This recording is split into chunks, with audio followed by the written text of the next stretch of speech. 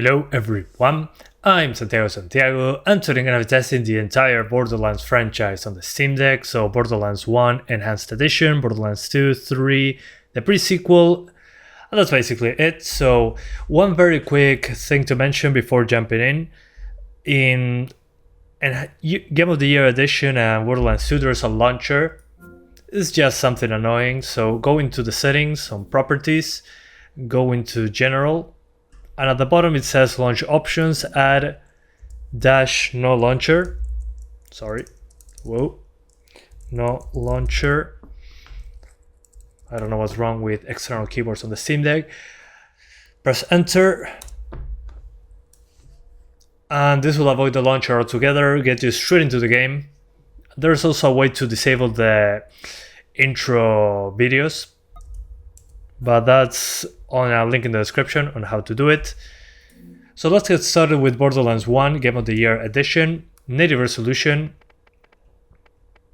16 times isotropic, FXAA, there's no TAA. I know this is on the highest. What I want to disable is depth of field. In this game it looks awful. And that's basically it. High settings with ultra shadows on the native resolution. So let's get into it.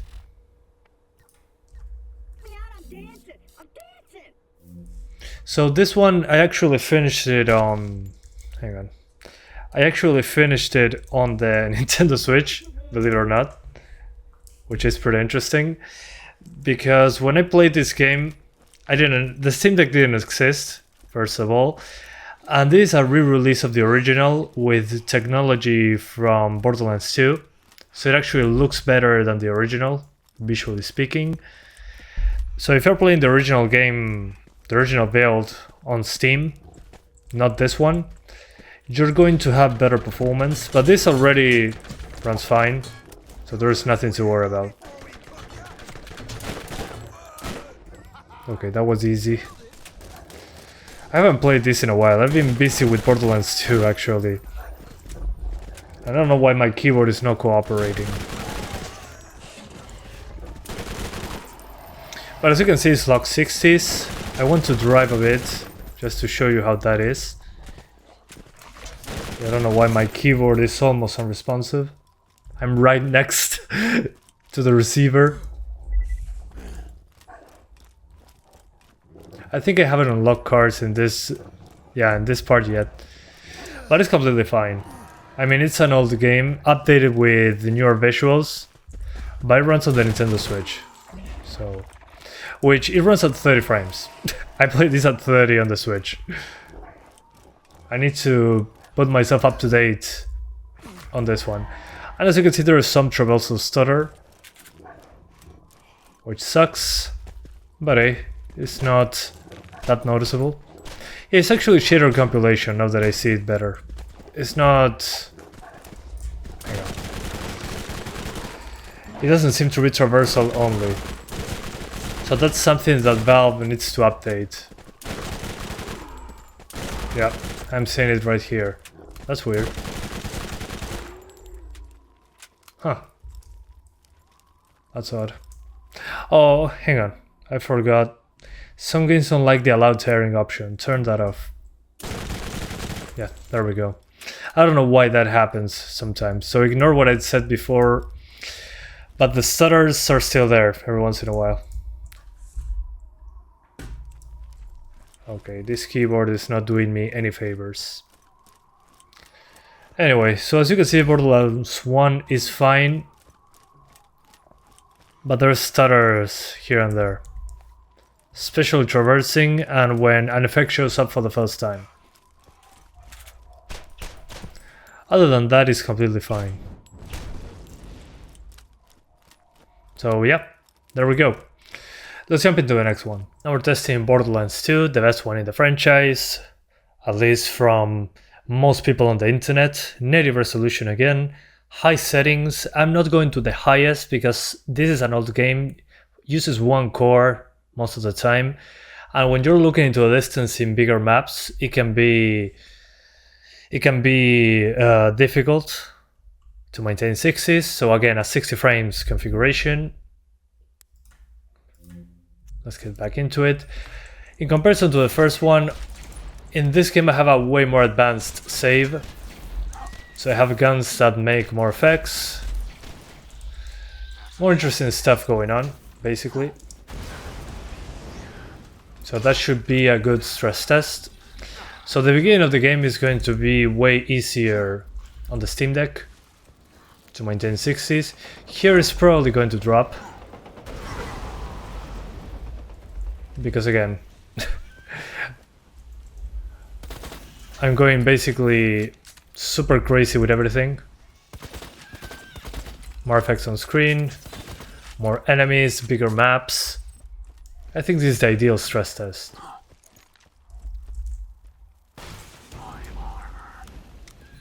Cool, let's continue.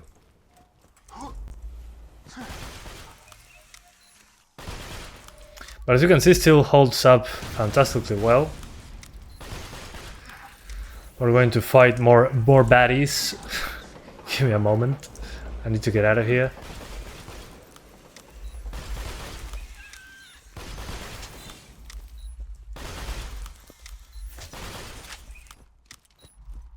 Okay.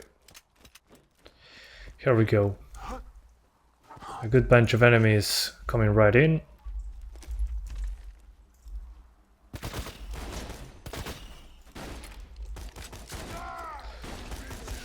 Unfortunately, I have no more grenades. I kill everything in one hit. Why? Did I mod this save and I forgot? Anyway. So as you can see, even with explosions and a good amount of enemies on screen, I'm still good to go. Oh, I know why this happens. It's because I'm on the normal mode, not on the ultimate Vault Hunter mode. Okay. Still. It's a bigger map, and we're fine.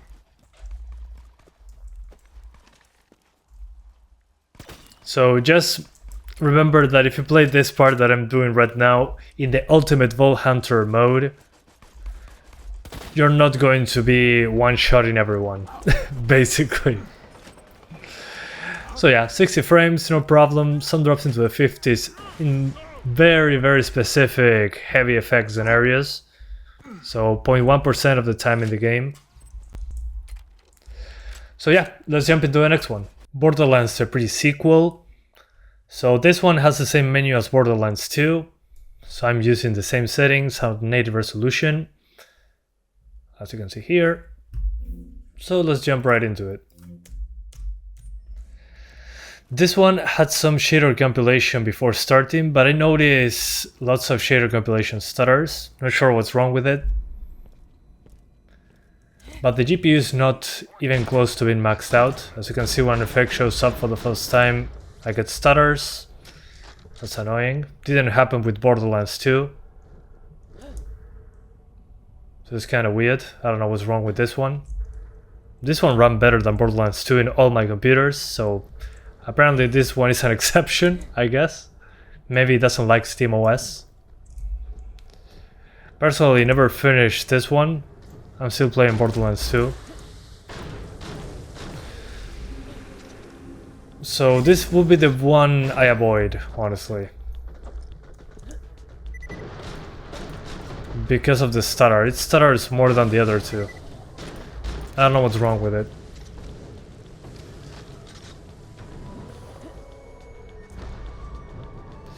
So yeah. I don't know. Maybe it's just this map that I'm playing on. But if you have a better experience with this one, please let me know. The GPU usage is very low, the CPU usage is fine. So maybe something to do with Proton compatibility. Maybe. Hard to tell. Anyway, let's jump into Borderlands 3. And finally, Borderlands 3. On this one I'm using DX12. By default it starts on DX11 and says, okay, DX12 works properly now. Once you restart the game, you're going to have DX12. Well, when I tried that, the game crashed. So for DX12 to work, I had to enable Proton Experimental instead of the Proton 7.0 that Valve recommends. After that, it went all fine. So 800p, DX12, and basically medium to low settings. So everything like this. I disabled volumetric fog. This is a big performance hit. I lowered the materials and textures a tiny bit. And that's basically it. And in this game, fidelity effects sharpening, at least in my opinion, looks pretty good. So this for a 40 FPS target. So let me lock it to 40 in here. There we go, 40 FPS target. And let's enable the FPS counter. At least for me, this is the best way to play the game. DX12 didn't affected the CPU performance. I had less CPU usage drops. So the CPU didn't limit the GPU as much.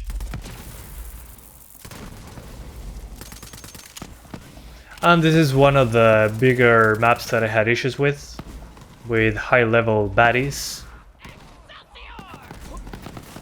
I tried to show you the worst-case scenario, so here we are.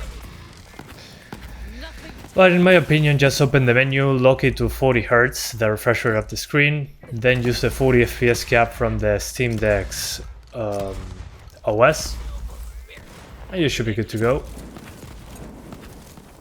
And as you can see, medium settings without the volumetric fog is 40 FPS, so we're good.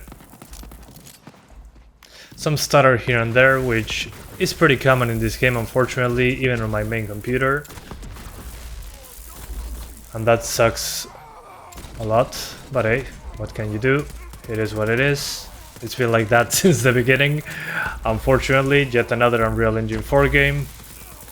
But at least now DX12 works on the Steam Deck with Proton Experimental, which is great to see. Because again, better CPU performance.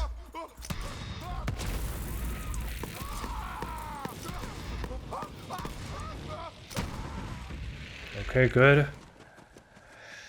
So that's basically it. That's how you get the best experience in Borderlands 3, in my opinion. The 40 FPS cap. Medium settings, the game still looks good.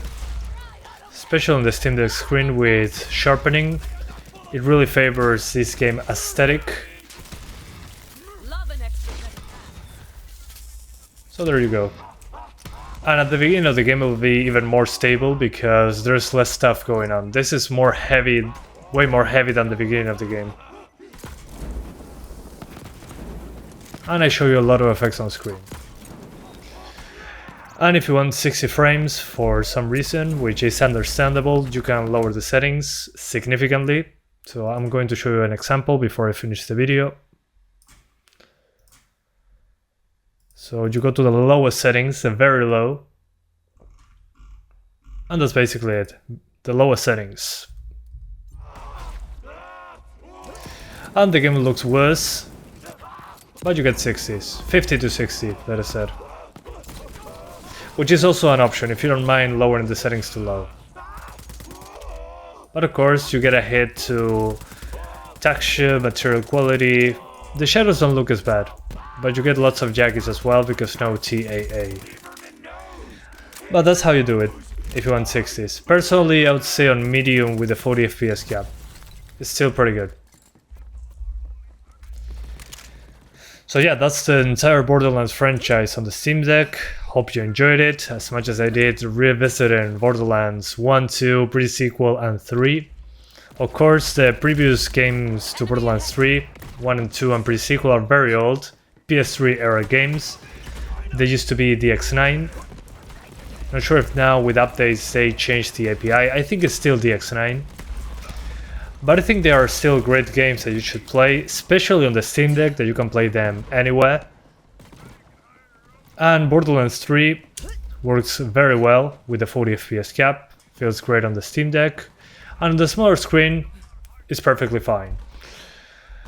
So yeah, I highly recommend you play those. I played them on the Switch as well, Borderlands 1 and 2, and it wasn't great. It was a 30 FPS cap. This looks much better and performs much better as well. So keep that in mind. Anyway guys, I hope you enjoyed this video and I'll see ya next time. Bye guys. Thanks for watching.